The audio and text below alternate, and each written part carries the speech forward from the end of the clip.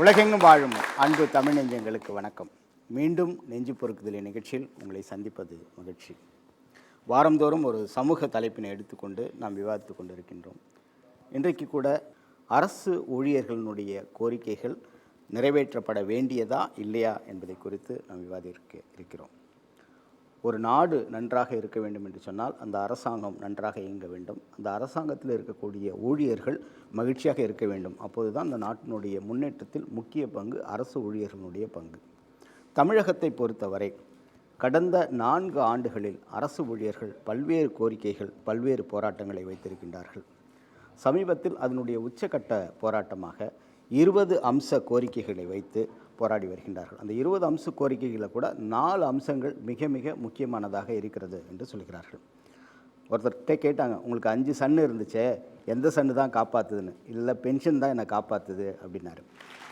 ஆகவே இன்றைக்கி பார்த்திங்கன்னா ஓய்வூதியத்தை குறித்து ஒரு மிகப்பெரிய போராட்டமாக இருக்கிறது. அதில் 2 ஓய்வூதியம், அதாவது பழைய ஓய்வூதியம் திட்டத்தை முழுமையாக அரசு ஊழியர்கள் வரவேற்கிறார்கள். ஆனால் 2003க்கு பிறகு வந்த அந்த புதிய ஓய்வூதிய திட்டத்தை அவர்கள் முழுமையாக எதிர்க்கிறார்கள். இப்போ ஒருத்தன் ரொம்ப அழகாக சொன்னார்கள், பழைய ஓய்வூதிய திட்டத்தில் சம்பளத்தை அரசாங்கம் பிடிக்கும், அதிலிருந்து அவர்கள் வட்டி போட்டு எங்களுக்கு கொடுப்பார்கள். ஆனால் புதிய ஓய்வூதிய திட்டத்தில் எங்களுடைய சம்பளத்திலிருந்து வட்டிக்கு அதை விட்டு கொடுக்கிறார்களே, இது எந்த விதத்தில் நியாயம்? நாங்கள் போகின்ற போது வெறும் கையோடு போகக்கூடிய ஒரு சூழ்நிலை இருக்கிறது என்று சொல்கிறார்கள். அடுத்தது பார்த்திங்கன்னா சத்துணவு ஊழியர்கள், அவங்க சொல்கிறாங்க, சமையலில் உப்பே போட தேவையில்லை, எங்களுடைய கண்ணீரே உப்பு அதிகமாக இருக்கும் என்ற கூடிய அளவிற்கு சத்துணவு ஊழியர்களுடைய போராட்டம் இருக்கிறது. மக்கள் நல பணியாளர்கள், அரசு மக்களுக்கு ஒரு அட்சய பாத்திரமாக இருக்க வேண்டும். ஆனால் இன்றைக்கு அவர்கள் பிச்சை பாத்திரம் ஏந்தி போராடி கொண்டிருக்கக்கூடிய சூழ்நிலையில் மக்கள் நல ஊழியர்கள் இருக்கிறார்கள். இப்படி எல்லா அரசு ஊழியர்களும் போராட்டம் நடத்தி கொண்டிருக்கக்கூடிய சூழ்நிலையில் இதில் எது அரசு கவனிக்கப்பட வேண்டியது, எது முக்கியமாக இந்த 4 அம்ச கோரிக்கைகள் எந்த அளவிற்கு முக்கியம், அரசு இதற்கு செவி சாய்க்குமா என்பதை குறிப்பதற்காக ஒரு விவாதத்தை நாம் இங்கு நிகழ்த்தியிருக்கின்றோம். நம்முடைய நிகழ்ச்சிக்கு வந்திருக்கக்கூடிய சிறப்பு விருந்தினர்களை நான் உங்களுக்கு அறிமுகம் செய்து வைப்பதில் மகிழ்ச்சி அடைகின்றேன். மத்திய அரசு ஊழியர் மகா சம்மேளனத்தினுடைய பொதுச் செயலாளர் திரு துரைபாண்டியன் அவர்கள் நம்முடைய வந்திருக்கின்றார். அகில இந்திய ஸ்டேட் பேங்க் ஆஃப் மைசூர் ஊழியர் சங்கத்தினுடைய பொதுக்குழு உறுப்பினர் வந்திருக்கின்றார். அதனுடைய துணைத் தலைவர் திரு பாண்டு அவர்கள் நம்முடைய இருக்கின்றார். தமிழ்நாடு பகுதி நேர ஆசிரியர்கள் சங்கத்தினுடைய மாநில தலைவர் திரு முருகதாஸ் அவர்கள் நம்முடைய இருக்கின்றார்.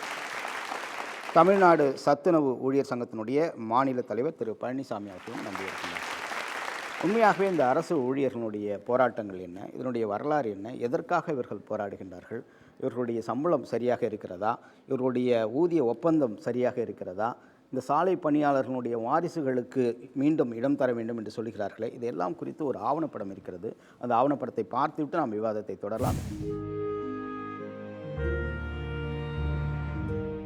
4 லட்சம் அரசு ஊழியர்கள், 2 லட்சம் ஆசிரியர்கள், நீதித்துறை சார்ந்த 12,000 பேர், இவர்களுடன் மருத்துவத்துறை சார்ந்த செவிலியர்கள் மற்றும் கௌரவ விரிவுரையாளர்கள் என்று தமிழகம் முழுவதிலும் கடந்த 10ஆம் தேதி முதல் காலவரையற்ற வேலைநிறுத்த போராட்டங்களை தங்கள் கோரிக்கைகள் நிறைவேறப் போகும் வரை நடத்தப் போவதாக அறிவித்து செயல்படுத்தினார்கள்.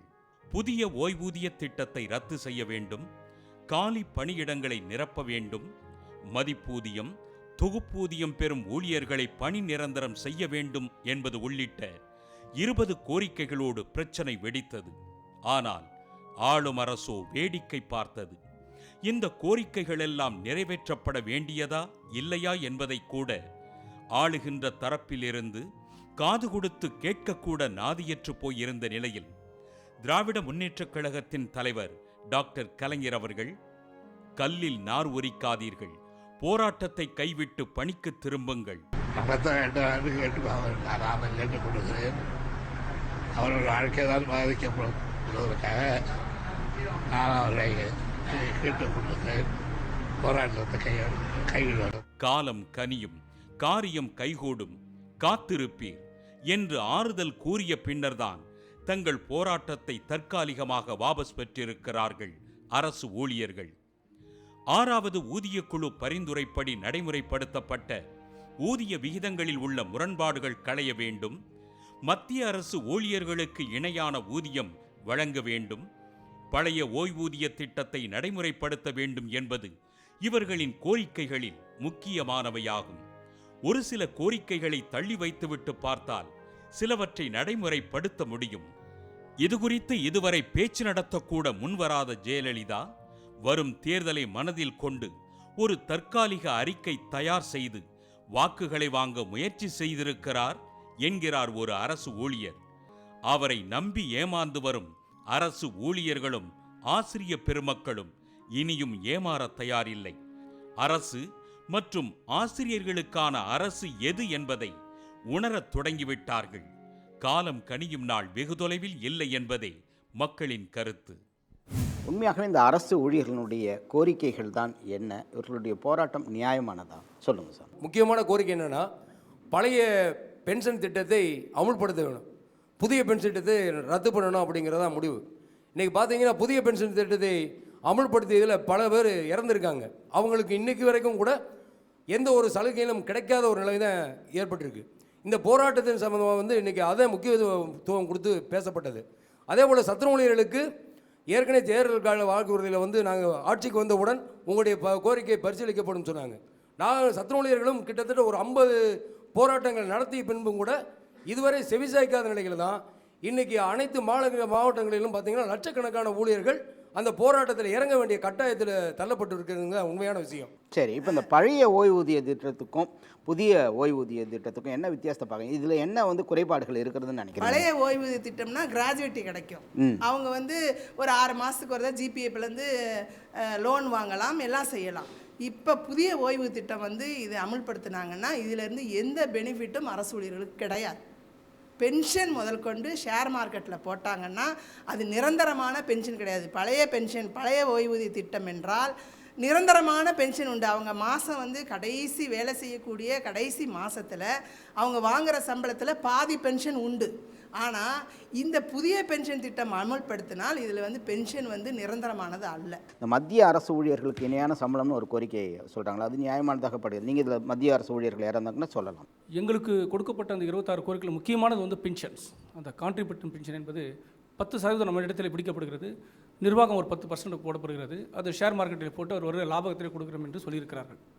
ஆனால் அதில் பல ஆயிரம் பேர் இறந்திருக்கிறார்கள். அந்த இறந்தவர்களுக்கு இன்னும் முறையில் செட்டில்மெண்ட் செய்யவில்லை. அதில் நிறைய பேர் ஒரு பலாயிரம் பேர் பணி ஓய்வு சூப்பர்அனுவேஷன் செய்து போயிருக்கிறார்கள். சூப்பர்அனுவேஷன் பணிபுரிந்து போயிருக்கிறார்கள். ஒரு 10 வருஷம் 2001, 2004 அப்பாயின்மெண்ட் பண்ணவங்களுக்கு ஒரு 12 வருஷம் 10 வருஷத்தில் ரிட்டையர்ட் பண்ணி அவங்களுக்கும் நிறைய பேர் செட்டில்மெண்ட் செய்யவில்லை. ஸோ ஆகையினால நாங்கள் கடுமையான முறையிலே புதிய பென்ஷன் திட்டத்தை நாங்கள் எதிர்க்கிறோம். எங்களுக்கு பழைய பென்ஷன் தான் எங்களுக்கு தேவை, அதுதான் உசிதமானது, பயன்படக்கூடியது. பகுதி நேர ஆசிரியராக இருக்கேன் சார். இந்த காலகட்டத்தில் 7000 ஊதியம் வாங்கிட்டு எப்படி சார் நாங்கள் வாழ முடியும்? பிள்ளைங்களை எப்படி படிக்க வைக்க முடியும்?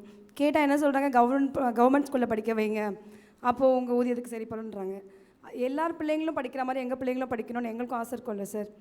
எங்கள் வாழ்க்கை வாழ்வாதாரமே இப்போ வறுமை கோட்டுக்கு கீழே போயிடுச்சு சார். வேலை கிடச்சா வாழ்க்கையில் முன்னுக்கு வருவாங்க, நாங்கள் வேலை கிடச்சி வாழ்க்கைக்கு பின்னுக்கு போயிட்டோம். இதுக்கு அரசாங்கம் எங்களுக்கு பதில் சொல்லணும் சார். பகுதி நேர ஆசிரியர்கள் நாங்கள் பார்த்திங்கன்னா 2012 எங்களை அப்பாயின்மெண்ட் பண்ணாங்க. அப்பையிலேருந்தே நாங்கள் தமிழக அரசுக்கு தொடர்ந்து அந்தந்த துறை செக்ரட்டரி அவர்களையும் டிபார்ட்மெண்ட் வைஸாக நாங்கள் போய் தொடர்ந்து எங்களை பணி நிரந்தரம் செய்யுங்க. ஏன்னா பார்த்திங்கன்னா அரசு ஊழியர்ன்ற ஒரு வகையில் தான் எங்களையும் போட்டிருக்கீங்க. ஆனால் அரசு ஊழியர்களுக்கு இருக்கிற சம்பளத்துக்கும் எங்களுக்கு நிறைய வேறுபடும். முதலில் போடும்போது எங்களுக்கு ஒரு 5000 ரூபாய் தான் ஊதியம் கொடுத்தாங்க. 3 அரை நாள் மட்டும் நீங்கள் வந்தால் போதும் அப்படிம்பாங்க. 3 அரை நாள் நாங்கள் போகும்போது 3 நாள் முழுதாக முடிஞ்சிடும். மீதி நாள் நாங்கள் எங்கே வேலைக்கு போகிறது? மீதி நாளே வேறு எந்த தனியார் பள்ளியிலையும் எங்களை வச்சுக்க மாட்டாங்க. ஏன்னா அவங்கள கேட்டால் என்ன சொல்கிறாங்க, 3 நாள் உங்களுக்கு வேலை கொடுத்தா நான் மீதி நாளில் யாரை வச்சு வேலை பார்க்குறது அப்படின்னு எங்களை முற்றிலும் நாங்கள் தனியார் பள்ளியில் 20,000 25,000 வரைக்கும் சம்பளம் வாங்கிட்டு இருந்தவங்கள அரசு ஒரு ஸ்கீமுங்கிற பேரில் கொண்டு எங்களை இதில் அமர்த்தினாங்க. அந்த கோரிக்கையை நாங்கள் ஒரு 1000 மனுக்களுக்கு மேலே கொடுத்துருப்போம். அமைச்சர் பெருமக்கள் இடத்திலும் அதிகாரிகள் இடத்திலும் கொடுத்துருக்கோம். கட்டாயம் உங்களுக்கு நாங்கள் இறுதி வரை 20ஆம் தேதி வரைக்குமே உங்களுக்கு விரைவில் வரும்னு தான் சொன்னாங்க. ஆனால் கடைசி நேரத்தில் காலை வாரி விட்டுட்டாங்க. பென்ஷனுக்கே அவங்க அவ்வளோ கஷ்டப்பட்டுட்ருக்காங்க சார். நாங்கள் மாத சம்பளத்துக்கு கஷ்டப்பட்டுட்ருக்குறோம் சார். நாங்கள் மாத சம்பளமே எங்களுக்கு போதலைன்ற விஷயத்துக்கு நாங்கள் பேசிகிட்ருக்குறோம் சார். இப்போ நான் கோயம்பேடு ஸ்கூலில் 7000 ரூபாய் சம்பளத்தில் இருக்கிறேன். 25 ரூபாய் ஒரு பால் பேக்கெட் விற்கிதுங்க. 25 ரூபாய்னா 7000 ரூபாய் இன்ட்டு ஒரு மாதத்துக்கு பார்த்தா 600 ரூபாய் பால் பாக்கெட்டுக்கே போயிடுதுங்க. சாப்பாடு எப்படி பண்ணுறது, வாடகை எப்படி கொடுக்குறது, கரண்ட்டு பில் எப்படி கட்டுறது, இவ்வளோ பிரச்சனைகளை நாங்கள் முன் வைக்கிறோம் சார். நாங்கள் அது மட்டும் இல்லாமல் இன்னொரு முக்கியமான விஷயம் என்ன தெரியுமா சார், எத்தனை பேர் கல்யாணம் பண்ணாமல் இருக்காங்க தெரியுமா சார்? 7000 ரூபாய் சம்பளத்துக்கு கல்யாணம்னு வந்துட்டேன் போய பொண்ணு கொடுக்க மாட்டேன். கல்யாணம் பண்ணாமல் எத்தனை பேர் இருக்காங்க தெரியுங்களா? சார் இப்போ மினிமம் சேலரியாக வந்து 7,000 எங்களுக்கு கொடுத்துட்ருக்காங்க. பட் சென்ட்ரல் கவர்மெண்ட்டில் வந்து மினிமம் வந்து 15,000 கொடுக்கணும் அப்படின்ற மாதிரி சொல்லிட்டு இருக்காங்க. ரீசெண்ட் சர்வே படி 15,000 இருந்தால் மட்டும்தான் ஒரு குடும்பத்தை ஓட்ட முடியும் அப்படின்றதுக்காகன்னு. நாங்கள் 7,000 வாங்கிட்டு எங்களால் ஓட்ட முடியாமல் நிறைய கடன் வாங்கிட்டு தான் அந்த ஃபேமிலி வந்து ரன் பண்ணுற மாதிரி இருக்குது. இருந்தாலும் அதுக்காக நாங்கள் ஏதாவது டெப்ட் வாங்கணும், வெளியில் போய் கடன் வாங்கணும், இல்லை பேங்க்கில் போய் லோனை நாங்கள் அப்ரோச் பண்ணுறோம் அப்படின்னா ஒரு மாதம் மினிமம் 7,500 இருந்தால் தான் உங்களுக்கு லோனே தருவோம் அப்படின்ற மாதிரி சொல்கிறாங்க. இப்போ 7,000 வச்சுட்டு அப்போ நாங்கள் என்ன சார் பண்ணுறது? ஒரு மினிமம் லோன் வாங்குறதுக்கு கூட எங்களுக்கு துப்பு இல்லாத மாதிரி ஆயிடுச்சு இல்லையா இப்போது. ஸோ 15,000 ஆச்சும் அந்த ஸ்கேல் பே ரேஞ்சுக்கு இருந்தால் கூட பரவாயில்லன்ற மாதிரி தான் நாங்கள் சொல்லிகிட்டு இருக்கோம். ஏன் அது கூட தரமாட்டாங்கன்னு எங்களுக்கு தெரியல. எனக்கு 31 வயசில் இந்த வேலை கிடச்சி, அதாவது 4 வருஷத்துக்கு முன்னாடி கிடச்சிதுங்க. அந்த 4 வருஷம் முன்னாடி கிடைக்கும் போது ஐயோ பரவாயில்ல நமக்கு ஒரு கவர்மெண்ட் வேலை வந்துருச்சு அப்படின்னு சொல்லிட்டு என்ன பண்ணோம், சரி இதுக்கு மேலே மேரேஜ் பண்ணுவோம் அப்படின்னு சொல்லிட்டு போயிட்டு எல்லா இடத்துலையும் போகணும். பார்த்து குவாலிஃபிகேஷன் என்னோட பயோடேட்டா பார்த்துட்டு எல்லாருமே பக்கா குவாலிஃபிகேஷன். அதாவது வந்து 8 டிகிரி முடிச்சிருக்கேன் சார். நான் எம்காம் பிஎட் உட்பட 8 டிகிரி முடிச்சுக்கிறேன். பிஹெச்டி முடிச்சுட்டேன். இன்னும் டெசர்டேஷன் தான் சப்மிட் பண்ணல சார். அந்த சூழ்நிலையில் போயிட்டு எல்லார்ட்டையும் நான் பயோடேட்டா கொடுக்கும்பொழுது குவாலிஃபைடு பக்கா பையனும் நல்லா இருக்கான் கொடுக்கலாம், ஆனால் பட் சம்பளம் வந்து வெறும் 7,000 இருக்குது, இவனுக்கு எப்படி நான் வந்து பொண்ணு கொடுக்குறது அப்படின்னு சொல்லிட்டு எங்கள் ஊரில் எனக்கு பொண்ணு கொடுக்கல சார். அந்த அளவுக்கு வந்து என்னென்னா என்னோடய குவாலிஃபிகேஷன் இருந்தும் எல்லாமே இருந்தும் அவங்க தயங்கிறதுக்கு காரணம்னா வெறும் 7,000 சார். அந்த 7,000 வச்சு எவ்வளோ கஷ்டப்படுவாங்க. தனியார் நிறுவனங்கள்லாம் பார்த்தீங்கன்னா உடனே ஒரு வருஷத்துக்கு ஒரு இன்க்ரிமெண்ட், ஒரு சின்ன இது கொடுத்தா ஒரு போனஸ். அப்படி அரசு ஊழியர்கள் எதிர்பார்க்க முடியலனா கூட அந்த தர வேண்டிய ஊதிய உயர்வு தராமல் இருக்கக்கூடிய எந்த அளவுக்கு பாதிக்கப்பட்டிருக்காங்க சார் அரசு ஊழியர்கள்? 2003 பகுதி தொகுப்பூதியமாக தமிழக அரசு அறிவித்து 2006 முன்னாள் முதல்வர் டாக்டர் கலைஞர் அவர்கள் வந்து இந்த தொகுப்பூதிய திட்டத்தையே கேன்சல் பண்ணணும்னு சொல்லிட்டு அவர்களை பணிநிரந்தரம் பண்ணாங்க. இதில் என்னென்னா இது எஸ்எஸ்சி ஸ்கீம், அனைவருக்கும் கல்வி ஊக்க திட்டத்தினுடைய மத்திய அரசினுடைய அனைவருக்கும் கல்வி ஊக்க திட்டத்தின் கீழ் செயல்பட்டாலும் கூட அந்த ஸ்கீம்லேருந்து எங்களை பர்மனன்ட் பண்ணணும். தமிழக அரசு நினைத்தால் தமிழக அரசின் கொள்கை முடிவின் அடிப்படையில் இந்த பணியிடங்களை உருவாக்கி இவர்களை பணிநிரந்தரம் செய்யலாம்ங்கிற கொள்கை முடிவு எடுக்கலாம். அந்த கொள்கை முடிவில் யாருமே தலையிட முடியாது. மத்திய அரசிட்டிருந்து இந்த தடையில்லா சான்று இவர்கள் வந்து பணிநிரந்தர தடையில்லா சான்றிதழ் வாங்கலாம் அப்படின்னா அதற்கு அவங்க தயாராக இருக்கிறாங்க. 23/2/2016 செவ்வாய்க்கிழமை இந்த டிபி பள்ளி வளாகத்தில் இருக்கக்கூடிய எஸ்எஸ்சி தலைமையில் கொடுத்த பகுதி நேர ஆசிரியர்கள் அனைவரும் சேர்ந்து முற்றுகை போராட்டம் நடத்தி அன்றைய மாநில திட்ட இயக்குனர் பூஜா குல்கர்னி ஐஎஸ் அவர்கள் சந்தித்து பேசும்போது, நீங்கள் அரசின் கொள்கை முடிவு எடுத்து விட்டால் நோ அப்ஜெக்ஷன் சர்டிஃபிகேட் தர்றதுக்கு நான் சப்போர்ட்டிவாக இருக்கிறேன்னு அவங்களோட தரப்புல இருந்து சம்மதத்தை தெரிவிச்சிருக்கிறாங்க. இப்போ எங்களோட இது என்னென்னா தமிழக அரசு கொள்கை முடிவின் அடிப்படையில் எங்களை வந்து பணி நிரந்தரம் செய்யணும் அப்படின்றது தான் இப்போ வலியுறுத்தி நாங்கள் போராட்டங்கள். இப்போ கடைசியாக இப்போ 2 நாட்களுக்கு முன்பாக 2ஆம் தேதி வந்து ஒரு மாபெரும் அளவில் தமிழகத்தினுடைய அனைத்து பகுதி நேர ஆசிரியரும் கலந்துக்கிட்ட ஒரு மாபெரும் உண்ணாவிரத போராட்டத்தை பணி நிரந்தர கோரிக்கை அப்படின்ற ஒன்றை மட்டுமே முன்னே வச்சு எங்களை வந்து தொகுப்பூதிய அடிப்படையில் மாற்றி எங்களை பணி நிரந்தரம் செய்வதற்கு என்னவெல்லாம் செய்யலாம், தமிழக அரசு நினைத்தால் அதை மாற்றலாம் என்கிற ஒரு நிலைப்பாட்டை முன்வைத்து தான் ஏனோ தானே மாங்காய் புளிச்சதோ வாய் புளிச்சதோ அப்படின்ற கணக்கெல்லாம் இல்லாமல் கரெக்டாக இதை பண்ண முடியுது, பண்ணுறதுக்கான வழிவகைகள் இருக்குன்றதை மட்டுமே இருக்கின்றதுனால தான் அந்த பணிநிரந்தர கோரிக்கை முன்னாடி வச்சு இன்றைக்கி நாங்கள் போராடிட்டு இருக்கோம். அன்னைக்கு சாலை பணியாளர்களை கொண்டு வந்தது யார்? தானை தலைவர் கலைஞர். மக்கள் நல பணியாளர் கொண்டு வந்தது யார்? தானை தலைவர் கலைஞர். மக்கள் நல பணியாளர் கொண்டு வந்து அதை சேர்த்து அவரோட ஆட்சி காலத்தை மக்கள் நல பணியாளர்னு ஒரு ஊராட்சிங்களுக்கு அந்த மாதிரி ஒரு பொறுப்பை கொடுத்து அவங்களுக்கு ஊதியத்தையும் கொடுத்தார். மறுபடியும் வந்தால் இப்போ இருக்கிற அரசு அவர்களை நீக்கியது. மீண்டும் தலைவர் வந்தார், அவர்களை வந்து சேர்த்தார். மீண்டும் இந்த அரசு நீக்கி விட்டது. ஆக கையில் கிடைத்த விளக்கை வந்து நீங்கள் பயன்படுத்தாத காரணம் முக்கிய பங்கு அரசு ஊழியர் நான் குற்றம் சாட்டுறேன். இந்த 2011 இவங்க தேர்தல் வாக்குறுதி கொடுத்தாங்க. நாங்கள் ஆட்சிக்கு வந்தால் சத்துணவுடைய பணி மற்றும் ஊதியம் தொடர்பாக பிரச்சனைகள் முன்னுரிமையோடு அணுகப்பட்டு முடிவுகள் எடுக்கப்படும் சொல்லி சொன்னாங்க. ஆனால் இன்னைக்கு வரைக்கும் பார்த்தீங்கன்னா ஆட்சி முடிஞ்சு போச்சு. ஆட்சி முடிஞ்ச தடவையில் கூட எந்த ஒரு கோரிக்கை நிறைவேறல. ஊதிய விகிதத்தில் பார்த்தீங்கன்னு சொன்னால் ₹1 கூட உங்களுடைய ஆட்சி வந்த பிறகு ஊதியத்தில் ₹1 கூட ஏற்றி தரல. இதுதான் உங்களுடைய நிலைப்பாடாக இருந்துச்சு. மேடம் சொன்ன மாதிரி 2 லட்சம்லேருந்து 2 லட்சம் வரைக்கும் வேகன்சி இருக்குன்னு சொல்கிறாங்க. அதுக்கேற்றா போல் இவங்கள மாற்றலாம் இல்லை. 3 நாள் தான் இவங்க, அதுவும் பாதி நாள் தான் போகிறாங்க. மற்ற நாள் அவங்க படிப்புக்கு ஏற்ற மாதிரி அங்கே வேகன்சியை ஃபில் பண்ணலாம்ல, அதுவும் பண்ணுறதில்ல. பணியில் அமர்த்தப்பட்டு 3 மாதத்தில் சுப்ரீம் கோர்ட்டில் ஒரு ஆர்டர் போட்டிருக்காங்க. பகுதி நேர ஆசிரியர்களாக பார்ட் டைம் டீச்சரை பணி நிரந்தரம் செய்யக்கூடாது, இது மாநிலத்துக்கு கண்டனம் அப்படின்ட்டு சுப்ரீம் கோர்ட்டு கண்டனம் தெரிவிச்சிருக்கு. அது நான் பேப்பரில் படித்த உடனே நமக்கு வந்து கண்டிப்பாக வாய்ப்பு இருக்குது, நமக்கு எப்போவுமே பகுதி நேரத்துலேருந்து முழு நேரம் ஆக்கப்படுவார்கள், நாம் அதாவது உறுதியோட வேலைப்பாடுகள் செய்யலாம் என்று ரொம்ப உறுதியோடு எங்கள் 16,540 16 சிறப்பாக தான் பணி செஞ்சுட்டு இருக்கோம். நீங்கள்லாம் பார்த்துருப்பீங்க, சான்றிதழ் சரிபார்ப்பு எங்கே நடத்துவாங்க? அரசு ஊழியராகவோ இல்லை ஒரு தனியார் கம்பெனியில் வேலைக்கு போகிறப்ப பண்ணுவாங்க. நான் என் கல்யாணத்துக்கு பயன்படுத்துகிறேன் நான் ஆட்டோ தான் ஓட்டிகிட்டு இருந்தேன் சார். 18 வருஷமாக நான் 20 வருஷமாக இன்னும் ஆட்டோ தான் ஓட்டிகிட்டு இருக்கிறேன். இந்த வேலை முடிஞ்சது போக நான் ஆட்டோ ஓட்ட போயிடுவேன். எனக்கு ஆசிரியர் சொல்லி தான் நான் பொண்ணு கேட்டாங்க. ஒரு வேலையே இல்லையானாங்க. எல்லாம் படிச்சிருக்காரு, ஒரு பொண்ணு கொடுக்கலாம் அப்படின்னு அவங்க நம்பலை. என் சான்றிதழை காமிச்சு பார்த்த பிறகு ஒரு நாளைக்கு ஒரு காலத்தில் வேலை வந்துடும் அப்படின்னு எனக்கு காரணத்துக்காக பொண்ணு கொடுத்தாங்க. கடைசியில் காலம் கடந்து வேலை வந்தது. சந்தோஷப்பட்டேன் நான். என் வாழ்க்கை ஓடிடலாம். சரி, சனியாக கம்பெனிலே 2 வருஷம் கழிச்சு பர்மனெண்ட் பண்ணிடுறாங்க ஸ்டாஃபுங்களை. நம்மள இப்போ அரசு பணியாச்சு பண்ணிவிடுவாங்க அப்படின்னு சொல்லிட்டு இன்றைக்கி வரைக்கும் எட்டாக்கனியாகவே இருக்குது என் வேலை. நாங்கள் மத்திய அரசு ஊழியர். இப்போ அரசாங்க ஊழியர்ன்றது மாநில அரசு ஊழியர்களோ இல்லை மத்திய அரசு ஊழியர்களோ முக்கியமான 3 கோரிக்கைகள். அதில் முதல் வேலை உத்தரவாதம், ஜாப் கேரண்டி. இரண்டாவது வேலைக்கேற்ற ஊதியம், அதாவது உழைப்புக்கேற்ற ஊதியம், மினிமம் வேஜ். மூன்றாவது பென்ஷன் என்பது, அதாவது உழைப்புக்கு பின்னாடி நம்ம ஓய்வு பெற்ற நம்மளுடையோ இல்லை நமக்கு குடும்பத்துக்கோ, இந்த 3. இதில் முதல்ல தொகுப்பு ஊதியம் என்ற பெயரில் மாநில அரசோ மத்திய அரசோ அவங்கள அப்பாயின்மெண்ட் பண்ணுறாங்க. அதில் கேரண்டி, ஜாப் கேரண்டி இல்லைன்றது முதல்ல. இரண்டாவது கான்ட்ராக்ட் லேபர்ஸ், கான்ட்ராக்ட் ஒப்பந்த தொழிலாளர்களை பணி நியமனம் செய்யறதுனால அவங்களுக்கு ஜாப் கேரண்டி இல்லைன்றது. குறைந்தபட்ச ஊதியம் என்பது ஒரு குடும்பத்திற்கு அரசாங்க ஊழியனுடைய மனைவி மற்றும் 2 மகன், இவங்க 2 பேருக்கும் தேவையான ஒரு மாதத்திற்கு தேவையான குறைந்தபட்ச ஊதியம் என்பது. அது டாக்டர் அக்ராய்டு ஃபார்முலா என்று சொல்லக்கூடிய இன்டர்நேஷ்னல் லேபர் ஆர்கனைசேஷனால் ஏற்றுக்கொள்ளப்பட்ட 3வது ஊதிய குழுவிலே அது ஏற்றுக்கொள்ளப்பட்டது. ஆனால் இன்று வரை அந்த குறைந்தபட்ச ஊதியம் என்பது அமல்படுத்தவில்லை. அதுதான் இந்த 7வது ஊதிய குழுவின் முக்கியமான 3 கோரிக்கைகள் முக்கியமான கோரிக்கைகளாக இருக்கிறது. இந்த ஊழியர்களுக்கு மத்திய அரசு ஊழியருக்கு இணையாக மாநில அரசு ஊழியர்களுக்கு ஊதியம் வழங்கிய கலைஞர், அந்த கலைஞருடைய ஆட்சி மீண்டும் மலர இருக்கின்றது. மலரும் என்ற நம்பிக்கையில் இதான் நாங்கள் எல்லோரும் வந்திருக்கிறார்கள். தலைவர் கலைஞருடைய ஆட்சி மலர இருக்கிறது. அரசு ஊழியர்களுடைய கோரிக்கை நிறைவேறும் என்ற நம்பிக்கை எங்களுக்கு இருக்கிறது. எங்களுக்கு மருத்துவ பாதுகாப்புன்றது கிடையாது சார். இப்போ மழையால் பாதிக்கப்பட்ட போது எங்களை தான் பகுதி நேர ஆசிரியர் தான் புத்தகம் எல்லாமே நாங்கள் தான் நாங்கள் இது பண்ணணும். எங்களுடைய தலைமை ஆசிரியர் உண்மையில் அவங்க எங்களுக்கு என்ன தேவையோ அதெல்லாம் செஞ்சும் கொடுக்குறாங்க. எங்களுக்கு முக்கியமான இந்த கோரிக்கை என்ன, மருத்துவ பாதுகாப்பு. ஒரு சோஷியல் செக்யூரிட்டி எப்போ வரும்னா, 30 வருஷம் சர்வீஸ் பண்ணிவிட்டு ஒரு 60 வயசில் வெளியே வருமோ பென்ஷன் தான் அவனை காப்பாற்றும் கடைசி வரைக்கும். ஆனால் அந்த அரசு ஊழியருக்கு இப்போது ஜாயின் பண்ணுற ஒரு யங்ஸ்டருக்கு அந்த பென்ஷனை மறுக்கப்படுது இப்போது. ஆனால் இதே பார்லிமெண்ட்டில் உட்காந்துட்டு இருக்க ஒரு எம்பியோ, ஒரு இங்கே உட்காந்துட்டு இருக்க ஒரு எம்எல்ஏவோ ஒரு 5 வருஷம் உட்காடுறாங்க. 5 வருஷத்துக்கு அப்புறம் பென்ஷன் இருக்குது. எங்கள் பென்ஷனை நிறுத்துறாங்கன்னா அவங்க பென்ஷனை நிறுத்துங்க.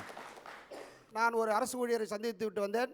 அவர் சொன்னார் 2011 வரையும் அந்த தங்களுடைய பணம் எவ்வளவு இருக்கிறது என்ற ஆண்டறிக்கை ஒவ்வொரு ஊழியர்களுக்கும் அளிக்கப்பட்டது. நான் அதை பார்த்தேன். ஆனால் இப்பொழுது வடிவேல் கணத்தை காணன்னு சொன்ன மாதிரி பணத்தை காணன்னு நாங்கள் தேடிட்டு இருக்கோம் தான் அந்த அரசு ஊழியர் வேதனையோடு சொன்னார். ஒரு தனியார் ஊழியர் சம்பளத்தை அவங்க பேங்க்கில் வாங்குறாங்க. பேங்க்கில் அவருடைய அக்கௌண்ட்டில் கிரெடிட் ஆகுது. ஆனால் நாங்கள் அரசு பள்ளியில் வேலை செய்கிறோம்.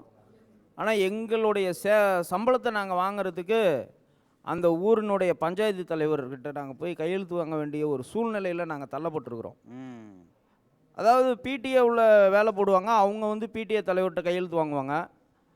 ஆனால் நாங்கள் அரசால் நியமிக்கப்பட்ட நாங்கள் ஒரு பஞ்சாயத்து தலைவர்கிட்ட போய் செக்கு கையெழுத்து வாங்க வேண்டிய ஒரு சூழ்நிலைக்கு நாங்கள் தள்ளப்பட்டிருக்கிறோம். எங்கள் ஸ்டாஃபே ஹாஸ்பிட்டல் அட்மிட் ஆகும்போது அப்போலோ ஹாஸ்பிட்டலில் 15 lakhs suddenly has fallen down.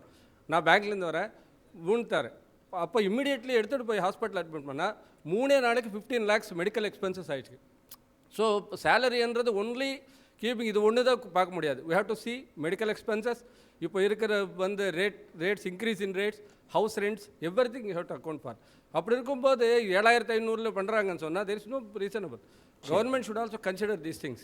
சரி, திரு முருகதாஸ் நம்மகிட்ட இருக்காரு. ஸோ அரசுக்கிட்ட நீங்கள் கேட்கக்கூடிய கோரிக்கைகள் என்னவாக இருக்கிறது? நாங்கள் 2012 மார்ச் திங்களிலே முதலில் நாங்கள் பணியமர்த்தப்பட்டோம். அந்த பணியமர்த்தப்பட்ட காலகட்டத்திலிருந்து எங்களுக்கு வாரத்தில் 3 அரை நாட்கள் என்ற பணியில் ஒரு மாதத்திற்கு 12 நாள் என்ற கணக்கில் நாங்கள் வேலை செய்து கொண்டிருக்கின்றோம்.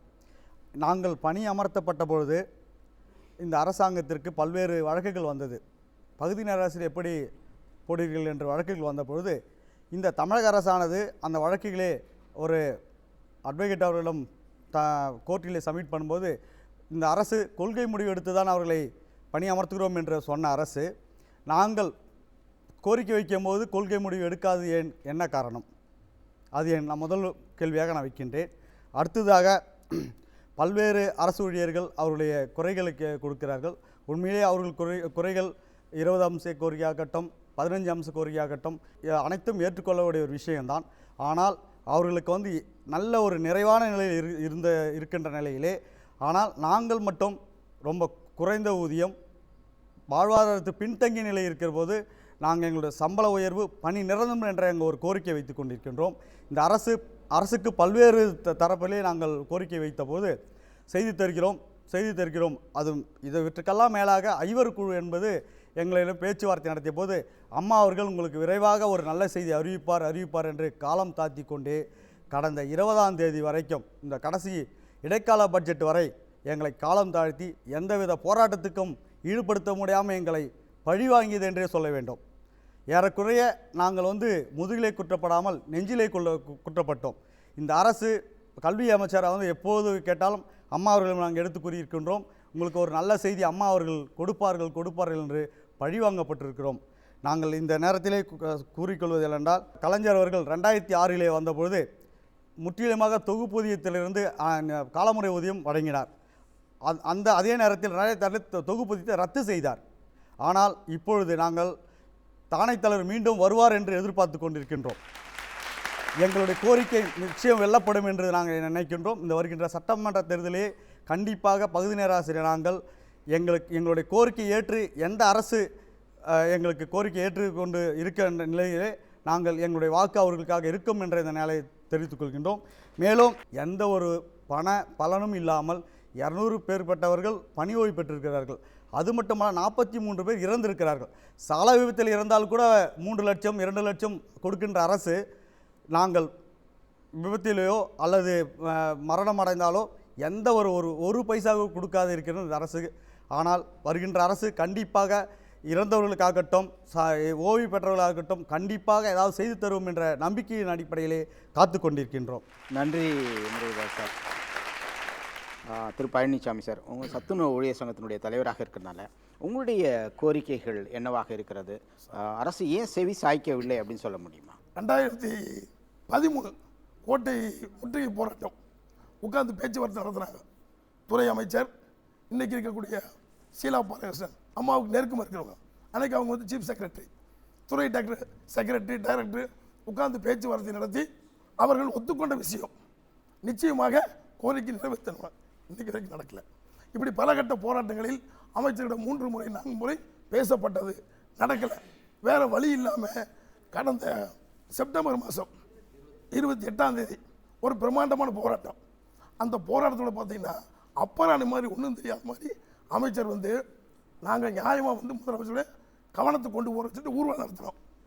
அந்த ஊர்வலத்துக்கு போனதுக்கு பின்னாடி எல்லாத்தையும் அடித்து கிட்டத்தட்ட 60க்கு மேற்பட்ட ஊழியர்கள் மண்டை உடைக்கப்பட்டார்கள்.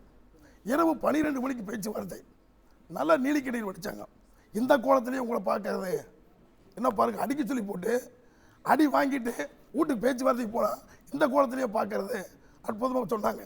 அது ஒரு ஏமாற்றக்கூடிய வேலை. நிச்சயமாக அடுத்த நாள் கடைசி நாள் பட்ஜெட் கொடுத்தோம், நாங்கள் ஏதாவது செய்வோம், வாக்குறுதி கொடுத்தா நடக்கலை. வேறு வழி இல்லாமல் கடந்த 10ஆம் தேதி அரசு ஊழியர் சங்கத்தோடு ஒருங்கிணைச்சு கிட்டத்தட்ட 68 தொழிற்சங்கங்கள் ஒருங்கிணைந்து ஒரு வலுவான போராட்டம் நடத்தினோம். அந்த போராட்டம் நடக்கிற போதே ஒரு பேச்சுவார்த்தை, அந்த பேச்சுவார்த்தை சாமர்த்தியமாக அது கிட்டத்தட்ட எல்லா துறைவாரி சங்கத்தோடும் பேச்சுவார்த்தை ஒரு தேஞ்சு போன ரெக்கார்டு மாதிரி. என்னன்னு கேட்டிங்கன்னா, நாங்கள் பேச்சுவார்த்தை நடத்தினோம். எல்லா கோரிக்கை உன்னிப்பாக கேட்டு முதலமைச்சர் கவனத்துக்கு கொண்டு செல்கிறேன். வருவாய்த்துறை பேச்சுவார்த்தை அவங்க பேசுனாங்க, முதலமைச்சர் கவனத்துக்கு கொண்டு போகிறேன். ஊரக வளர்ச்சித்துறை முதலமைச்சர் கவனத்துக்கு கொண்டு போகிறேன். அப்போ எதுக்கு நீ அமைச்சர் இருக்கணும்? முதலமைச்சர் கவனத்துக்கு கொண்டு வரணும். நாங்கள் தெளிவாக சொன்னோம், நீங்கள் எப்போ முதலமைச்சர் கவனத்துக்கு கொண்டு போய் கோரிக்கை நிறைவேறுதோ அது வரைக்கும் எங்களுடைய போராட்டம் தொடரும்னு சொல்லிட்டு போராட்டத்தை தொடர்ந்தோம். அதில் கூட பார்த்தீங்கன்னா ஒரு சில்லறை சிலைகள் அது பெரிய அளவுக்கு இல்லை. எங்களுடைய பிரதான கோரிக்கை எங்களுக்கு நியாயமான ஓய்வூதியம். அந்த ஓய்வூதியம் பார்த்தீங்கன்னா இன்றைக்கி கொடுக்குறது 1000 ரூபா. அது கலைஞர் வீட்டில் அந்த ஓய்வூதியம் அறிவிச்சது, அது ஒரு நல்ல விஷயம். ஓய்வூதியம் மறுக்கப்பட்ட காலத்தில் கூட எங்களுக்கு ஓய்வூதியம்னு சொல்லிட்டு 500 ரூபா 600 ரூபா அறிவிச்சார். அதற்கு பின்னாடி இந்த அம்மா 1000 ரூபா. இப்போ இவ்வளோ பெரிய போராட்டம் இத்தனையும் நடந்த பிறகு எங்களுடைய சம்பளம் 10 நாள் சம்பளத்தை பிடிச்சி இந்த ஓய்வூதியம் கொடுக்குறாங்க. இந்த போராட்டத்தில் எங்களுடைய சம்பளத்தை பிடிச்சதை 500 சேர்த்து கொடுக்குறாங்க, 1500 கொடுக்குறாங்க. அந்த 1500 வச்சுட்டு இன்றைக்கி ஒரு டீ 10 ரூபா, ஒரு நாளைக்கு கிட்டத்தட்ட ஒரு 35 பைசா 40 பைசா, ஒரு நாளைக்கு 50 பைசா செலவு பண்ணால் அந்த 1500 முடிஞ்சு போச்சு. இந்த 1500 வச்சு என்ன வாழ்க்கை நடத்த முடியும்? நாங்கள் என்ன கேட்குறோம்னா, ஓய்வூதியம் என்பது சட்ட ரீதியாக ஒரு அரசு ஊழியர் பணியிலிருந்து ஓய்வு பெற்று இருக்கும்போது கொடுக்கக்கூடியது. அது குறைஞ்சபட்சம் 3500 மத்திய சர்க்கார், அதில் கூட 450 ரூபாய் பிடிச்சிட்டு இந்த அம்மா வந்து 3050 ரூபா தான் கொடுக்குறாங்க. அந்த குறைஞ்சபட்சமாக கொடுன்னு கேட்குறோம், அந்த காசு கொடுக்கல. அதே மாதிரி கிராஜுவிட்டி ஒரு 10 ஆண்டுக்கு 1 லட்சம் போட்டால் கூட 33 வருஷம், அந்த 33 வருஷத்துக்கு ஒரு 3 லட்சம் கொடுத்து கேட்குறோம். அது நியாயமான விஷயம். ஒரு அரசு ஊழியன் ஓய்வு பெற்று செல்லும்போது 16 மாத சம்பளம் அவனுக்கு ஒட்டுமொத்த தொகையாக கொடுக்குது, அதை கொடுன்னு கேட்குறோம். அது கொடுக்க முடியுமானா முடியும். இதே சர்க்கார் இதுக்கு முன்னாடி இருந்த கலைஞர் சர்க்காரில் ஒரு பரிந்துரை கடிதம் டைரக்டர் கொடுத்துருக்கிறாரு. குறைந்தபட்சம் அவருக்கு ஒட்டுமொத்த தொகையாக ஏற்கனவே வாங்கிட்டு இருக்க 50000, அந்த 50000ஐ 1 லட்சமாகவும் 20000ஐ 50000ஆகவும் வழங்கலாம்னு சொல்லிட்டு டைரக்டர் வந்து பரிந்துரை பண்ணார். அதுக்குள்ளே சர்க்கார் மாறிடுச்சு. மாறினதுக்கு பிள்ளை அதை பரிந்துரை செஞ்சதாக கொடுத்துருக்கலாம், அது கூட இல்லை. ரொம்ப ஒரு மோசமான நடவடிக்கை இருக்குது. இது போன்ற விஷயங்கள் இருக்குது. நிச்சயமாக உங்களுடைய கோரிக்கை நான் கவனத்துக்கு கொண்டு செல்றேன், சரிங்களா? அரசு ஊழியர்களுடைய கோரிக்கைகள் நிறைவேற்றப்பட வேண்டியதா இல்லையா என்பதை குறித்து ஒரு நீண்ட விவாதம். நான் ஒரு பகுதி நேர இசையாசிரியர். எனக்கு வயது 57 ஆகிறது. எனக்கு இப்பொழுது ஒரு மகள் ஒன்று கல்யாணம் செய்து கொடுக்கக்கூடிய சூழ்நிலையில் இருக்கிறது. எனக்கு எந்தவித சோர்ஸும் இல்லாத சூழ்நிலையில் இருந்து கொண்டு இருக்கின்றேன். இந்த ஒரு பகுதி நேர 7000 வைத்துக்கொண்டு அன்றாடம் வாழ்க்கையை நடத்துவது என்பதே பெரிய சூழ்நிலையில் இருக்கிறது. அந்த பெண்ணை திருமணம் செய்து கொடுக்க வேண்டும் என்ற பல சூழ்நிலை. இதற்கு முன்பு தனியார் பள்ளியை 15000 20000 வாங்கிட்டு இருந்தோம். அதை விட்டு வந்து இங்கே சேர்ந்து நாங்கள் படாத பாடுபட்டு இருக்கோம். அன்றாடம் குடும்பம் நடத்துறதுக்கு சிரமமாக இருக்குது. மே மாதம் அவங்க வர மேலே ரிட்டையர்ட் ஆகிறாங்க. அதுக்குள்ளே ஏதோ நிரந்தரம் ஆச்சுன்னா ஏதோ சரி நம்மள அரசாங்க பணியில் இருந்தாங்கிற ஒரு மன நிறைவாடாவது ஓய்வு பெறலாம் அப்படின்னு இருந்தோம். அதற்கும் வழி இல்லாமல் போச்சு. ஆசிரியர் துறைகள் மட்டுமல்ல, அனைத்து துறை மக்களும் இந்த ஆட்சியால் பாதிக்கப்பட்டிருக்கிறார்கள். அது எந்த துறையாக, விவசாயத்துறையாக இருந்தாலும், தொழில்துறையாக இருந்தாலும், சாலை போக்குவரத்து துறையாக இருந்தாலும், அனைத்து துறையிலும் இந்த ஆட்சி தோல்வி அடைந்த ஒரு ஆட்சி தான். கலைஞருடைய ஆட்சி தான் எப்போவுமே அரசு ஊழியர்களுடைய பொற்காலம் சொல்லுவாங்க. அந்த மாதிரி ஒரு பொற்கால ஆட்சி மீண்டும் கலைஞருடைய ஆட்சி அமைகின்ற வகையில் இவங்களுடைய பணி அமைந்திட வேண்டும் என்று கேட்டு வாய்ப்புக்கு நன்றி. 16549 பகுதி நேர ஆசிரியர்கள் பணி அமர்த்தி 2012 5ஆம் மாதத்துலேருந்து அமர்த்தினாங்க. அன்றைக்கிலேருந்து பார்த்தீங்கன்னா 11 மாதம் தான் எங்களுக்கு வந்து ஒரு இது வச்சுருந்தாங்க. அதில் வந்து பாண்ட் பேப்பர்லேயே எழுதி வாங்கினாங்க. அவங்க வந்து நீங்கள் பாண்ட் பேப்பரில் எழுதி வாங்கும்போதே நீங்கள் வந்து அடுத்தது வந்து நீங்கள் தகுதி இல்லாதவங்க வெளியில் போங்க, 11 மாதத்துக்கு அப்புறம் நீங்கள் வெளியில் போயிடுங்கன்னு சொல்லியிருந்தா அவன் வேறு வேலையை பார்த்துட்டு போயிருப்பான். நான் 11 மாதம் முடிஞ்சதுக்கப்புறம் கொஞ்சம் நகையை விற்று செலவு பண்ண வேண்டியதாக போச்சு. அதுக்கடுத்தது மற்ற படிப்புகள்லாம் செலவு, பசங்களெல்லாம் படிப்பு பார்க்கும்போது இடத்தை விற்று படிக்க வைக்க வேண்டியதாக போச்சு. இது மாதிரி காலகாலமாக மாறிட்டே போச்சு. இந்த அரசு வந்து அறிவிப்புகளில் பார்த்திங்கன்னா, அரசு ஊழியர்களுக்கு அவர்கள் மூலியமாக வருகின்ற இந்த வருமானம் 100% என்றால், அவர்களுக்கு நாங்கள் வழங்குகின்ற சம்பளம் மற்றும் பென்ஷன் போன்றவை 63% என்று அவங்க அறிவிக்கையில் சொல்லியிருக்காங்க. ஆனால் இந்த நெஞ்சு பொறுக்குதையில் இந்த நிகழ்ச்சி மூலிமா பார்க்கின்ற பொழுது ஒரு மிகுந்த அவலமான ஒரு செயலில் வந்து அவங்க அறிவிக்கையை வெளியிட்டிருக்காங்க. இது போன்ற நிலைகள் தொடரக்கூடாது. ஏன்னு பார்த்திங்கன்னா, இன்றைக்கு ஜனநாயக நாட்டில் மக்களுக்கு நல்லதை எடுத்து சொல்லக்கூடிய ஒரு நிலையில் இந்த அரசு ஊழியர் இருக்கிறாங்க. ஏன்னா தினந்தோறும் மக்களை சந்திக்கிற சக்தி அரசு ஊழியர் என்பதனால் வரும் காலங்களில் இந்த நிலை மாறணும்னா ஆட்சி மாறினா காட்சி மாறும் என்கின்ற இந்த நிலைமையை நீங்கள் பயன்படுத்தி ஒரு நல்ல பொற்காலத்தை வருங்காலங்களில் நீங்கள் அமைச்சு கொடுத்தா உங்களுடைய வாழ்வாதாரம் ஏற்படும். ஒரு சராசரி ஆசிரியராக வேலை செய்கிறவங்களுக்கு சிஎல்ன்ற ஒரு லீவ் வேக்கன்சி இருக்குது. ஆனால் அந்த லீவ் வேக்கன்சி கூட எங்களுக்கு கிடையாது. மருத்துவ விடுமுறைன்னு ஒன்று இருக்குது, அந்த விடுமுறையும் கிடையாது. மே மாத சம்பளம்ன்ற ஒன்று கிடையவே கிடையாது. அப்போ அந்த மே மாதத்துக்கு நாங்கள் என்ன பண்ணுவோம்? அப்போ சாப்பிட வேண்டாமா? தண்ணி குடிக்க வேண்டாமா? சொல்லுங்கள். பெண்களாக இருக்கிற நாங்கள் எந்த வேலைக்கு போவோம்? அந்த மே மாதம் 1 மாதத்துக்கு என்ன பண்ணுறது? வயிற்றில் ஈரத்துணியை கட்டிட்டு உட்கார சொல்கிறீங்களா? மகப்பேறு விடுப்பு இல்லை சார். மெயினாக ஒவ்வொரு ரெகுலர் ஸ்டாஃப்ஸ் பார்த்திங்கன்னா 6 மாதம் சம்பளம் கொடுத்து லீவ் கொடுத்துருக்காங்க. ஆனால் எங்களுக்கு 1 மாதம் கூட கிடையாது. அப்படியே இருந்தாலும் சம்பளமும் கிடையாது. நான்லாம் இப்போ தான் வந்து 1.5 வயசு ஆகுது பாப்பாவுக்கு. எங்களுக்கு வந்து சுத்தமாக லீவே கிடையாது. அப்படியே 3 நாள் லீவ் கொடுத்தாலும் நீங்கள் வந்து ஆல்ரெடி 3 நாள் தான் வரீங்க, உங்களுக்கு எதுக்கு 2 நாள் லீவு? அந்த லீவில் நீங்கள் என்ன வேலை முடியுமோ அந்த வேலையை பார்த்துக்கோங்க. அந்த 2 நாளில் உடம்பு சரியில்லையா அன்றைக்கி லீவ் எடுத்துக்கோங்க. நீங்கள் எந்த காரணத்துக்கு கொண்டும் லீவ் சொல்லக்கூடாது. காம்பன்சேஷனே கிடையாது. காம்பன்சேஷனாக நாங்கள் என்னைக்கு கொடுக்குறோமோ அன்றைக்கி தான் நீங்கள் எடுக்கணும். நீங்கள் உங்கள் இஷ்டத்துக்கு எடுத்து கொடுக்காது அப்படி சொல்கிறாங்க. ஸோ ஒரு மகப்பேறுக்கு கூட வந்து அவங்களுக்கு விடுப்பு தராத அளவுக்கு இருக்குது. மத்திய அரசு ஊழியர்களுடைய அந்த சங்கத்தை சேர்ந்தவர் திரு துரைபாண்டியன், நீங்கள் உங்களுடைய கருத்தாக என்ன பதிவு செய்ய விரும்புகிறீங்க? முதல்ல இந்த புதிய ஓய்வூதிய திட்டம்னா என்ன, பழைய ஓய்வூதிய திட்டம்னா என்னங்கிறத நம்ம கொஞ்சம் தெளிவாக புரிந்து கொள்ள வேண்டும். பழைய ஓய்வூதிய திட்டம்னா டிஃபைன்டு பெனிஃபிட் ஸ்கீம். நான் பணியிலிருந்து ஓய்வு பெறுகிற பொழுது என்னுடைய சம்பளத்தில் என்ன கொடுக்கப்படும் என்று சட்டப்பூர்வமாக it is defined, there is a law. 50% Duraipandian பணியிலிருந்து ஓய்வு பெறுகிற பொழுது ஓய்வூதியமாக வழங்கப்படும் என்று. இந்த புதிய ஓய்வூதிய திட்டம் இருக்குது பாருங்கள், அதில் என்ன டிஃபைன் பண்ணியிருக்காங்கன்னா எவ்வளவு பிடிக்கப்படும் என்று டிஃபைன் பண்ணப்பட்டிருக்கிறது. பழைய ஓய்வூதிய திட்டத்தில் எவ்வளவு கொடுக்கப்படும் என்று எழுதப்பட்டிருக்கிறது, புதிய ஓய்வூதிய திட்டத்தில் எவ்வளவு பிடிக்கப்படும் என்று எழுதியிருக்கிறது. தமிழ்நாடு அரசாங்கம் இந்தியாவிலேயே முதல் மாநிலம். அதனால் மத்திய அரசாங்கம் புதிய ஓய்வூதிய திட்டத்தை அறிமுகப்படுத்துவதற்கு முன்னாலேயே 1/4/2003 இங்கே அறிமுகப்படுத்திட்டாங்க. மத்திய அரசாங்கம் 1/1/2004 அறிமுகப்படுத்தினாங்க. இதில் பிரச்சனை என்னன்னு சொன்னால், இன்றைக்கி மாநில அரசாங்கம் மத்திய அரசாங்கம் ரெண்டுலேயும் புதிய ஓய்வூதிய திட்டம் அமலில் இருக்கிறது. சம்பளத்தில் 10% பிடிப்பாங்க, 10% கவர்மெண்ட் கொடுப்பாங்க, ரெண்டையும் கொண்டு போய் பங்குச்சந்தையில் போடுவாங்க. பங்குச்சந்தையில் லாபம் கிடைத்தால் ஒருவேளை ஓய்வூதியம் கிடைக்கலாம். நாங்கள் கேட்டோம், ஏங்க நீ எங்கே வேணாலும் என் பணத்தை கொண்டு போய் போட்டு தொலை, ஆனால் நீ கவர்மெண்ட் இருக்கு இல்லை, கவர்மெண்ட் ஒரு கேரண்டி குடியானோம். ஆனால் அந்த கவர்மெண்ட் என்ன பண்ணிட்டாங்க, இந்த அரசாங்கம் whether it is implicit or explicit, நேர்முகமாகவோ மறைமுகமாகவோ எந்த உறுதியும் வழங்க முடியாது என்று சொல்லிவிட்டு பங்குச்சந்தை தான் உங்களுக்கு உறுதிமொழி வழங்கும் என்று சொன்னார்கள். பங்குச்சந்தையை பார்த்தோம், இப்போ பட்ஜெட் போட்டோன்னா 2 நாளாக ஏறிட்டு இருக்கு. 4 நாளைக்கு முன்னாடி 800 புள்ளி குறைஞ்சி 3 லட்ச ரூபா நஷ்டம்னு சொன்னாங்க. இப்போ பங்குச்சந்தைன்னு சொன்னால் அப்போ என்ன அர்த்தம், இது நியூ பென்ஷன் ஸ்கீம் இல்லை, நோ பென்ஷன் ஸ்கீம் என்பதுதான் சரியான பெயராக இருக்க முடியும். ஒன்று, அதிமுக அரசாங்கம் தொழிலாளர்களுக்கு சார்பாக இதுவரையில் இருந்ததே இல்லை, அதில் எந்த சந்தேகமும் வச்சுக்காதீங்க. அது மட்டுமல்ல, பேச்சுவார்த்தை நடத்துவதற்கு கூட ஒரு அரசாங்கம் ஏன் தயங்குறாங்கன்னு எனக்கு தெரியவே இல்லை.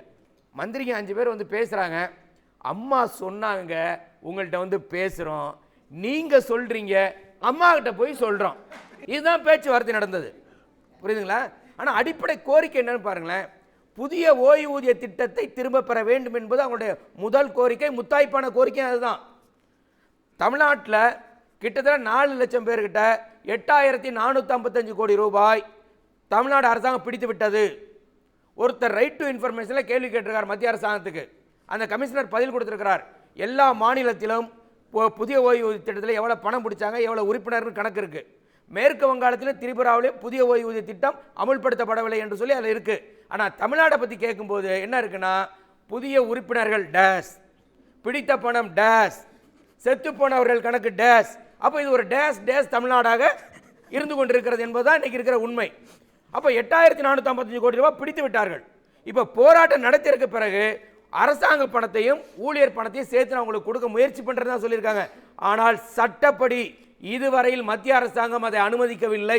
உங்களை ஏமாற்றி இருக்கிறார்கள் தமிழ்நாடு அரசாங்கம் என்பதை நீங்கள் புரிந்து கொள்ள வேண்டும். மத்திய அரசில் புதிய ஓய்வூதிய திட்டத்தில் ஒருவர் சேர்ந்து செத்து போய்விட்டால் அவர் செத்தவருக்கு பழைய திட்டத்தின்படி குடும்ப ஓய்வூதியம் வழங்கப்படும். இதில் எவ்வளோ வித்தியாசம் இருக்கு பாருங்க. ஆனால் மாநில அரசாங்கத்தில் செத்து போனால் அவர்களுக்கு வழங்கப்படாது. அப்போ செத்து போனால் கூட அரசு ஊழியருக்குள்ளேயே மத்திய அரசு என்றும் மாநில அரசு என்றும் வித்தியாசம் இருக்கிறது. மத்திய அரசாங்கமாக இருந்தாலும் மாநில அரசாங்கமாக இருந்தாலும் புதிய பொருளாதார கொள்கை அமுல்படுத்தப்பட்ட பிறகு என்ன கொள்கை, ஹையர் அண்ட் ஃபயர், வேலைக்கு அமர்த்து வீட்டுக்கு விரட்டு என்பதுதான் மத்திய அரசின் கொள்கை, மாநில அரசாங்கத்தின் கொள்கை. கல்வி கொடுப்பது, வேலை கொடுப்பது, மருத்துவம் கொடுப்பது, ஏழைக்கு உதவுவது, இதெல்லாம் அரசாங்கத்தின் கொள்கை இல்லை என்று சொல்லி 1991 புதிய பொருளாதார கொள்கையை ஏற்றுக்கொண்டதிலிருந்தே நாம் கைவிட்டு விட்டோம். அதனுடைய விளைவுதான் வாத்தியார், நீங்கள் வந்து பகுதி நேர வாத்தியார் சொன்னீங்க, கல்லூரி பேராசிரியர், எம்ஏ படித்தவர், எம்பில் படித்தவர், பிஹெச்டி வாங்கியவர் 10,000 ரூபாய் சம்பளத்துக்கு வேலை செய்கிறார் ஒரு மாதத்துக்கு. பட்டதாரி ஆசிரியர் 7,000 ரூபாய்க்கு வேலை செய்கிறார். நர்ஸ் 4,500 ரூபாய்க்கு வேலை செய்கிறார். இன்னும் சில அலுவலகங்களில் போய் பார்த்தால் மாநில அரசாங்கத்தில் 100 ரூபாய்க்கு வேலை செய்கிறாங்க. தெரியுமா உங்களுக்கு? தண்ணி எடுத்து கொடுக்குறாங்க பாருங்க, வாட்டர் பாய் 100 ரூபாய் 150 ரூபாய்க்கு வேலை செய்கிறார்கள். இப்படிப்பட்ட கொடுமை தொடர்ந்து கொண்டிருக்கிறது. இதற்கு ஒட்டு மொத்தமாக என்ன வேணும்னா, ஆட்சி மாற்றுவது மட்டுமல்ல, கொள்கையை மாற்றுவதற்கு சலுகைகளை கேட்கிறவர்கள் சர்க்காரை கேட்டு போராடுகிற பொழுதுதான் அடிப்படை மாற்றம் மலரும் என்பதை நாம் அத்தனை பேரும் புரிந்து கொள்ள வேண்டும். ஓய்வூதியத்தை காப்பாற்றிக் கொள்வது மட்டுமல்ல, சம்பளத்தை மாற்றிக்கொள்வது மட்டுமல்ல, பகுதி நேர ஆசிரியர்களாக இருப்பவரை, பகுதி நேர ஊழியர்களாக இருப்பவர்களை நிரந்தர ஊழியர்களாக்க வேண்டும் என்பதுதான் எங்களுடைய பிரதான கோரிக்கையே. இந்திய நாட்டு தொழிலாளி வர்க்கத்தின் கோரிக்கை 1952 வைத்த கோரிக்கை என்னன்னா, காஷ்மீரிலிருந்து கன்னியாகுமரி வரையில் ஒரு வேலைக்கு ஒரே மாதிரி சம்பளம் வழங்கப்படும் என்பதுதான் இந்திய நாட்டு தொழிலாளர்களின் கோரிக்கை. சம வேலைக்கு சம ஊதியம், எல்லாரும் இதான் நேஷனல் வேஜ் பாலிசி என்ற ஒரு கோரிக்கையை வைத்திருக்கிறோம். அப்போ இந்த அடிப்படை பிரச்சனைகள் நாம் புரிந்து கொண்டாலே பாதி விஷயம் புரியும். நான் அண்மையில் ஒரு பத்திரிகையில் ஒரு கார்ட்டூன் பார்த்தேன். இந்த மத்தியதர வர்க்கம்னா என்னன்னு கேட்டான். மத்தியதர வர்க்கம்னா நம்மளே கார்ட்டூன் போட்டு அனுப்பலான்னு ஒரு போட்டி வச்சாங்க. ஒரு ஆள் கார்ட்டூன் போட்டு அனுப்பினான். அவன் யாருன்னா மத்தியதர வர்க்கம்னா, அதாவது பிச்சை போடவும் முடியாமல் பிச்சை எடுக்கவும் முடியாமல் இருக்கிறான் பாருங்க, அவன் தான் மத்தியதர வர்க்கம்னு. இப்போ அவங்களாம் அங்கே வந்து உட்கார்ந்துருக்காங்க, அவங்களுடைய குமுறலை சொல்லிக் கொண்டிருக்கார்கள். இதற்கு விடிவு என்பது ஒரு சரியான கொள்கை வழி இந்த அரசாங்கத்தை நடத்துவதற்காக நாம் தொழிலாளர்களை நாம் முடிவெடுப்பதை பொறுத்து அமைகிறது. நன்றி திரு பாண்டி சார், ரொம்ப அழகாக உங்களுடைய கருத்துக்களை வச்சுங்க. திரு பாண்டி சார், நீங்கள் வந்து வங்கி ஊழியர்களுடைய அந்த சார்பாக இருக்கும்போது அவங்களுடைய பிரச்சனைகள் என்ன, அதற்கு அரசு செவி கொடுக்குமா? இந்தியாவே வங்கித்துறையும் பொருளாதாரத்தை காப்பாற்றுறதுக்கு இந்த பேங்க் எம்ப்ளாயி தான். உங்களுக்கு தெரியும், சமீபத்தில் உலகம் முழுவதும் எல்லா வங்கியும் திவாலானுச்சு, இந்தியாவில் ஆகலை. அது ஆகாததுக்கு காரணமே நாங்கள் ஊழியர்கள் போராட்டம் பண்ணி நாங்கள் வந்து உஷாராக இருந்ததுனால தான் இந்த வங்கி துறையை காப்பாற்றிருக்கிறோம். ஐயா சொன்ன மாதிரி இது புதிய பென்ஷன் திட்டத்தை பற்றி பேசினார். அதாவது தமிழ்நாடு ஸ்டேட் கவர்மெண்ட்டில் வந்து 2003, அப்புறமா 2004 வந்து சென்ட்ரல் கவர்மெண்ட்டு.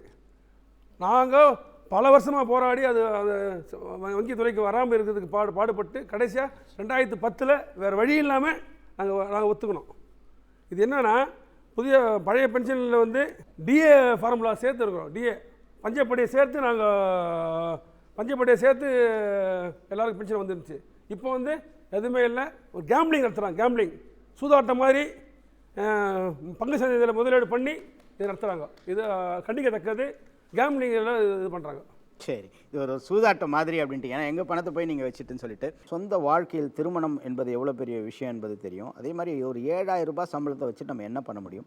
பெண்கள் குறிப்பாக திருமண விஷயமாகட்டும் அல்லது மகப்பேறு விடுப்பாகட்டும், அவர்கள் எந்த அளவுக்கு பாதிக்கப்படுகிறார்கள் என்று சொன்னீர்கள். அப்போ நீங்கள் என்ன எதிர்பார்க்குறீங்க? இந்த கோரிக்கைகள், அரசுகிட்ட நீங்கள் வைக்கக்கூடிய கோரிக்கைகள், நீங்கள் அரசிடம் எதிர்பார்க்கக்கூடிய சலுகைகள் என்னன்றதை ஒரு வரியில் வரிசையாக உங்களுடையது. சார், எங்களை முழு நேர பணியாளருக்கு பணியாளர் செய்யணும். அதான் சார் கோரிக்கை. 3 நாள் வந்தால் போதும், மற்ற நாள் பார்ட் டைம் ஜாப் போகலான்ட்டு. அப்போ எங்களை மாதிரி ஸ்டூடெண்ட்ஸ் எங்கே போவாங்க? அது ஃபுல்லாக எங்களுக்கு வேணும். கண்டிப்பாக 7 நாள் அவங்க வேணும், வரணும். எங்களோட ஒரே கோரிக்கை பணி நிரந்தரம். பணி நிரந்தரம். பகுதி நேர ஆசிரியர்கள் எல்லாருமே அதுதான் சார் விரும்புகிறோம், பணி நிரந்தரம். 3 months பிஃபோராக டிப்ளாய்மெண்ட்டுன்ற பேரில் ஒருத்தங்களையும் 100 கிலோமீட்டர் 150 கிலோமீட்டர் ரொம்ப டிஸ்டன்ஸில் அனுப்பி விட்டாங்க. அதனால் எங்களுக்கு ரொம்ப நாங்கள் சஃபர் ஆகிறோம்.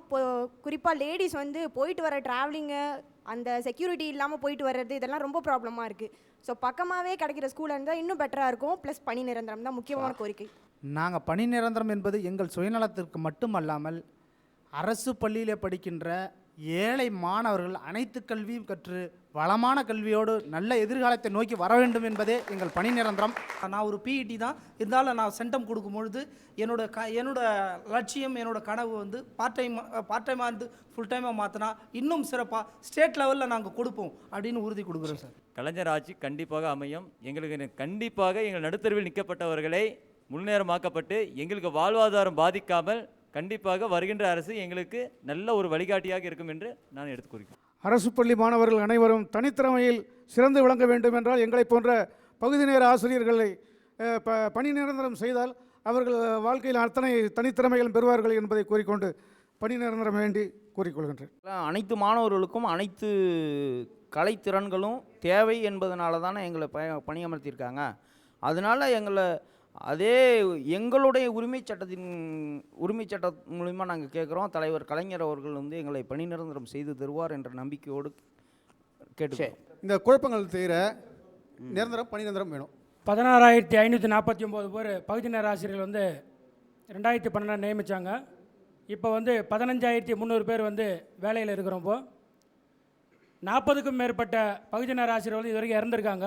அவங்களுக்கு கண்டிப்பாக இந்த தமிழக அரசு நிவாரணம் கொடுக்கணும். அது இல்லாமல் 15,300 பேரையும் கூடிய விரைவில் பணி நிரந்தரம் செய்து தரணும். அப்படின்றது எங்களோட கோரிக்கை. இப்போ வந்து மெட்ரிகுலேஷனில் வந்து எங்களுக்கு வந்து மகப்பேருக்கு வந்து 5 மாதம் லீவ் தராங்க, சம்பளத்தோடு தராங்க. பார்ட் டைம் டீச்சர்ஸ்கிட்ட அந்த இது கிடையாது. அந்த ஸ்கீமை தயவுசெய்து கொண்டு வந்தால் எங்கள் மகளிர்களுக்கு கொஞ்சம் யூஸ்ஃபுல்லாக இருக்கும் சார். Very good. தனியாருக்கு தாரை வர்க்காது, அரசாங்கம் எடுத்து நடத்தணும். சரி. Decent salary and medical insurance. வங்கிகளை இணைக்க வேண்டும் என்கிற ஒரு திட்டத்தை கைவிட வேண்டும். அரசு துறைகளில் பல லட்சம் வேக்கன்சி இருக்குது. அந்த வேக்கன்சியில் எங்களை ஃபுல்லப் பண்ணலாம். அதே போல் பகுதி நேர ஆசிரியர்களை வந்து ஆசிரியர் பணியிடங்களில் நிறையா வேக்கன்ட் இருக்குது, அதில் ஃபுல்லப் பண்ணலாம். அதுக்கு எந்த ஆட்சி எந்த கட்சி தயாராக இருக்குதோ அந்த கட்சியை தான் நாங்களும் தேர்வு செய்ய வேண்டிய சூழ்நிலைக்கு தள்ளப்பட்டுள்ளோம் என்பதை தெரிவித்துள்ளோம். அரசு பள்ளிகளில் பயிலக்கூடிய மாணவர்களுக்கு தரமான கல்வியை வழங்க வேண்டும் என்பதற்காகத்தான் இந்த பகுதி நேர ஆசிரியர் நியமிக்கப்பட்டிருக்கிறார்கள். ஆக இந்த பகுதி நேர ஆசிரியர்களை பணி நிரந்தரம் செய்தால் இவையெல்லாம் எளிதில் அடைந்துவிட முடியும். ஆகவே அவர்களின் கனவு, இலக்கு, குறிக்கோள் அனைத்தையும் உள்ளடக்கியது பகுதி நேர ஆசிரியர்களின் பணி நிரந்தரம் ஒன்று மட்டுமே. அரசாங்கமே சொல்லுது சத்துணவு திட்டம் நிரந்தரமான திட்டம்னு சொல்லிட்டு. ஆனால் நிரந்தரமான திட்டத்தில் வேலை செய்யக்கூடிய ஊழியர்கள் மட்டும் தற்காலிக ஊழியர்களாகவே வச்சுட்ருக்காங்க. அதனால் அந்த ஊழியர்கள் ச திட்டத்தில் வேலை செய்யக்கூடிய ஊழியர்களை நிரந்தர ஊழியர்களாக ஆக்கப்படணும். அவங்களுடைய காலமுறை ஊதியம் என்ற கோரிக்கை வைக்கப்பட்டிருக்கிறது. வரக்கூடிய அரசு சத்துணவுகளை நிரந்தரப்படுத்தி காலமுறை ஊதியம் வழங்கக்கூடிய அரசாக இருந்துன்னு சொன்னால் அவங்களுக்கு எங்களுடைய முழுமையான ஆதரவு நாங்கள் அளிப்போம். என்ன உங்களுடைய கோரிக்கைகள்? எங்களுக்கு பணி நிரந்தரம் என்பதே முதன்மையான கோரிக்கை. எந்த அரசு ஏற்று கொடுக்கிறதோ அவர்களுக்கு நாங்கள் உறுதியாக இருப்போம் என்று இந்த நேரத்தை தெரிவித்துக் கொள்கிறேன். நன்றி ஐயா. உங்களுடைய கருத்து? காலி பணியிடங்களை நிரப்ப வேண்டும். புதிய பென்ஷன் திட்டத்தை ரத்து செய்து பழைய பென்ஷன் திட்டத்தில் கொண்டு வர வேண்டும். சிறப்பு கால முறையும் தொகுப்பூதியம் போன்ற ஊழியர்களை முழுமையாக நிரந்தர ஊழியராக உத்தரவாதப்படுத்த வேண்டும். சத்துணவு திட்டத்தில் பணியாற்றக்கூடிய சத்துணவு அங்கன்வாடி ஊழியர்களும் ஆசிரியர்களும் நிச்சயமாக கிராமப்புறங்களில் எங்களுடைய பங்கை நிறைவேற்றி ஒரு ஆட்சி மாற்றத்தை உத்தரவாதப்படுத்துவோம். வரா கடனை வசூல் பண்ணோம். பல லட்சம் கோடி வர கடனாக இருக்குது. இப்போ வங்கிக்கு பணத்தை கட்டாதவங்களை கண்டிப்பாக தண்டனை கொடுக்கணும். அடுத்து கல்வி கடனை அனைவருக்கும் கொடுக்க வேண்டும். யார் கேட்டாலும் கல்வி கடனை கொடுக்கணும், அவங்க அழகாக கட்டுவாங்க. ஆனால் அதெல்லாம் கொடுக்குறது இல்லை.